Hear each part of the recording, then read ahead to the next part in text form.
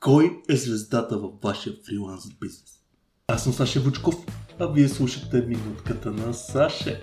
Ако смятате, че вие сте звездата във вашия фриланс бизнес и следователно всичко, което се чува от вашата комуникация, това и онова, тогава имам лоша новина за вас. Никой не иска да ви слуша и чете, никой не е длъжен да ви слуша и чете, никой не е впечатлен от каквото и да е подобно слово излияние. Нито под формата на постове, нито под формата на веб страници, нито под формата на селфита.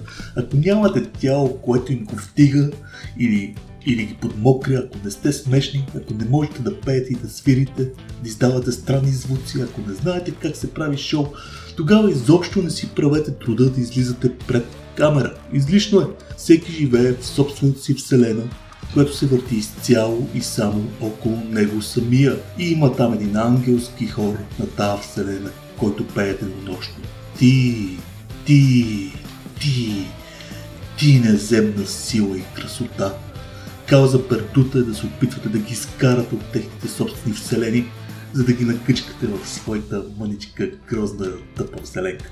Това никога няма да се случи. Това е невъзможно. Но можете вие да прескочите временно в тяхната вселена и да се присъедините към ангелският им хор. Ти, неземна сила и красота. Звездата на вашия бизнес трябва да е клиента. Прожекторите трябва да са насочени към него.